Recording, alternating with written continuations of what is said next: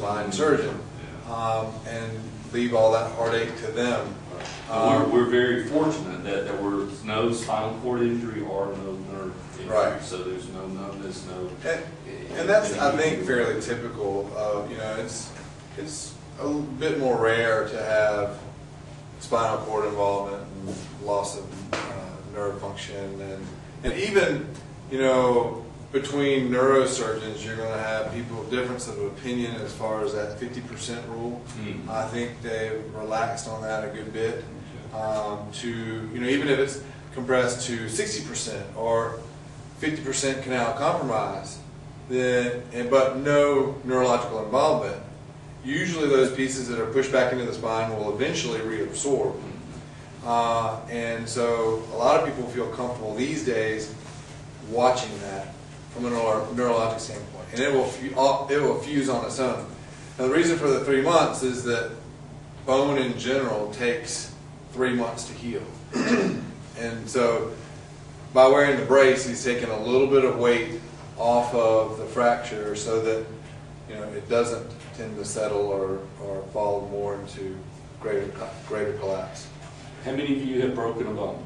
You may have broken a bone. Okay. Also here it hurt. I've never, well, I broke a call. Anybody had surgery for their broken bones? Which one? My elbow. Elbow? It wasn't a compound fracture like you're talking about, but it went straight through. Yeah. And so I could put my finger in between the bones and then put 2 pins. Because the skin was open? No, the skin wasn't open. You just could feel the gap. Yeah. And the gap for that is right at the joint surface. So the reason to fix, the reason that kids get a cast and adults need surgery is that kids have this amazing ability to remodel. Their bones can be overlapping, or what we call bayonet opposition. You know how the end of a gun comes off here and then the bayonet knife sticks down below it. So we call that bayonet opposition, where it's here. They will fill in the gap, fill in this corner with new bone, and over time it will actually remodel and become straighter. And even on like femur fractures, that increased response to the injury increases the blood flow and will actually make that limb overgrow as the body is anticipating that it's shorter. Adults have to be a good bit more precise, especially in the forearm, because there's a lot of intricacy with the way the radius is bowed so that it rolls over the ulna. And so if you break your forearm as an adult, often that requires surgery.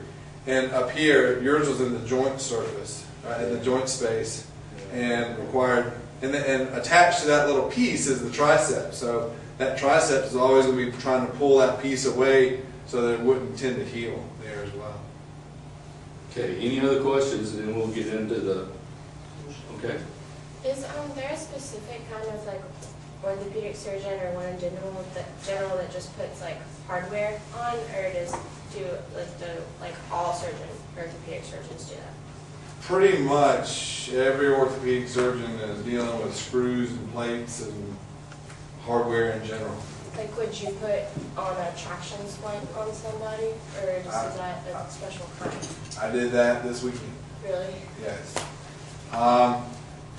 Tools of the trade. And this, hardware also includes total joint replacements. I do total knees and total hips, and so I'm putting in big hunks of metal into knees and hips and ankles. I'm putting screws and plates, and forearms we're doing plates and screws as well. So a lot of your long bones are fixed with rods, where you're putting a rod down the canal of the bone, where you usually start here and put it down here. For tibia fracture, we start at the knee, because below the tibia is your ankle joint. So this one we sneak in here, put rods down the tibia. So eventually, I imagine when I'm giving this lecture, I might bring some better pictures of open ankles and nastiness that comes through that I have to take care of. So, okay, show and tell. Yes. So let's move on to so the big external fixators that you were talking about, the ones where the pins are sticking through the skin. and you're linking it up to a frame. Usually that's done with complex intra-articular fractures that you're needing to keep those bones and out to length and let the soft tissue envelope calm down before you go and put a second insult of surgery to fix all those little pieces together. So sometimes you put on spanning external fixators at the ankle or knee, or even elbow, shoulder, whatever. And then sometimes with complex deformity, say it's healed in a bad position, and we want to change the length or change the relationship of those bones, you can do that slowly over time with some of these more complex frames that let you move the bone. Emily's dad does that a good bit with, they call it a spatial frame, or a Lizaroff spatial frame. So what I have here are some sawbones, and my intention is to let everybody come try their hand at some of the orthopedic tools, mainly a saw that cuts off the bone in a structured fashion so that we can put on a knee. So if y'all want to come up here, we'll sort of talk you through how to do a knee replacement. Y'all gather around. Or do y'all just want me to do it and y'all watch? It doesn't matter. You can come up if you want. Anyone? Come on. Everybody sat back down. You acted like you were reluctant to come up. So, if anybody wants to participate, come on up. Eric, get up here. Kill someone. You don't want to cure. You don't want to do anything. Andrew, come on. Let's do it. Chad, come on. we need several hands. Come on. Some of you guys I don't know, get up here. Maybe.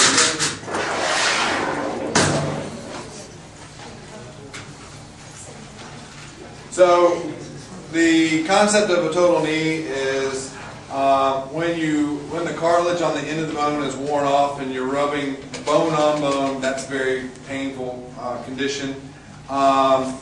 So what we do is we cut the bone off in a shaped fashion so that we align the mechanical axis and replace the joint surface with a metal cap to the end of the femur, metal cap to the end of the tibia, and a plastic spacer in between. So the way we accomplish that is, if you notice, the anatomic axis is down the shaft here, down the shaft of the tibia. But what we want to do is realign the mechanical axis. The mechanical axis is from the hip to the center of the knee to the ankle. So the first step in doing a total knee is we have to get the alignment of our jigs to the alignment of the long axis of the femur. And the way we do that is we start by putting a hole here on the end of the femur. So let me get us set up.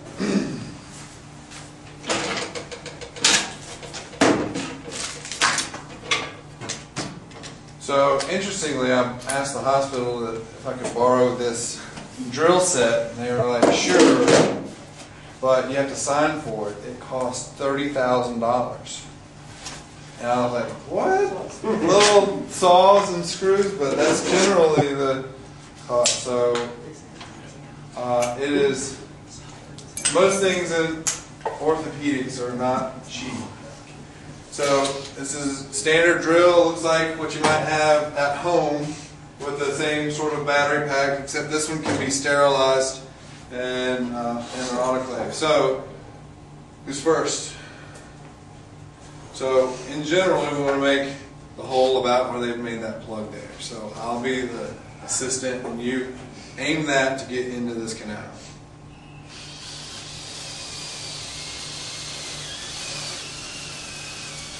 Keep going. Now you're aiming a little bit over here. Okay. So we don't want to screw the patient straight from the get-go. Pull it out. Alright, so we have our hole here. So then we have our intramedullary alignment guide. Put that one down now, don't injure yourself. So this is set up to go into the canal with 6 degrees to kick this block in line with the mechanical axis of the hip. So take this. Let somebody else. Go for it. Go. So take this and shove it all the way down into the canal. You gotta use your muscles here a little bit, just a little. Okay, good. So we set this up. This is our cutting block, and it's going to set up a resection for cutting off of about 8 millimeters, which is the amount of metal that we replace on the end of our bone. So this is what your final implant will look like. So we're here. Somebody hold this a second. Don't everybody jump at once.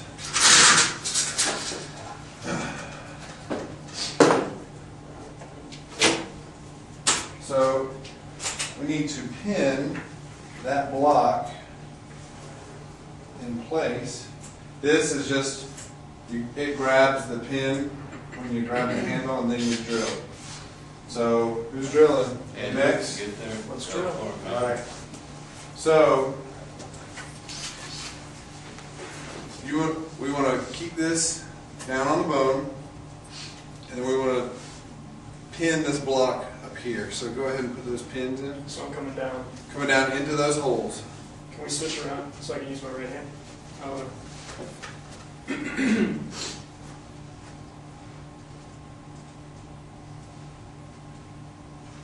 No. uh-oh. Sure. You gotta hold this handle Okay. and drill at the same time. That keeps it from sliding up and down.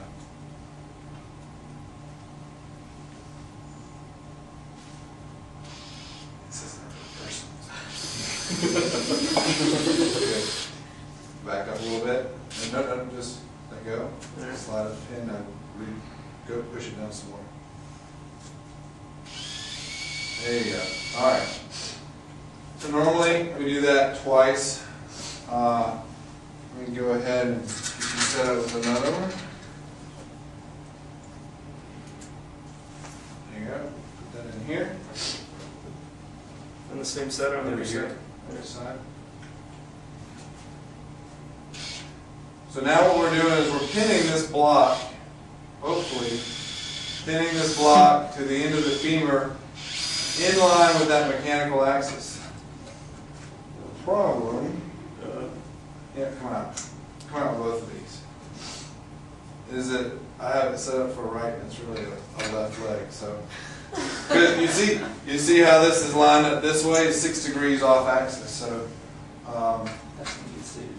yeah, that's a bad problem. So You want to never pull out. Oh, so you can- It's not a real person. Oh, yeah. Didn't know if you could. Okay.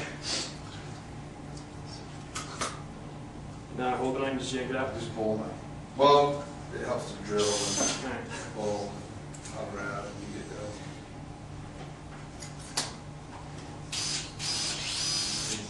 All right. So,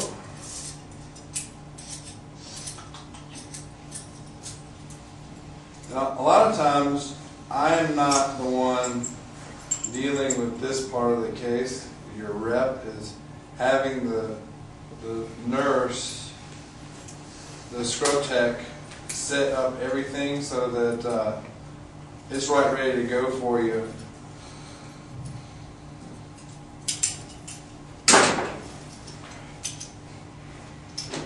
So where would you come in? So the rep says, okay, put this together, put that together, and then they give this to me. Okay.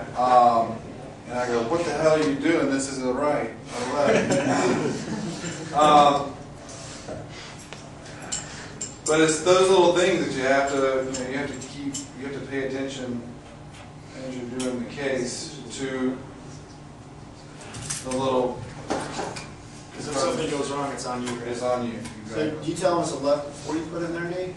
Right. Usually you don't have the two bones hanging out in the air, but often the patient is covered up and and the foot's wrapped, and it's easy to get confused when all you have is the leg, and so there's lots of safeguard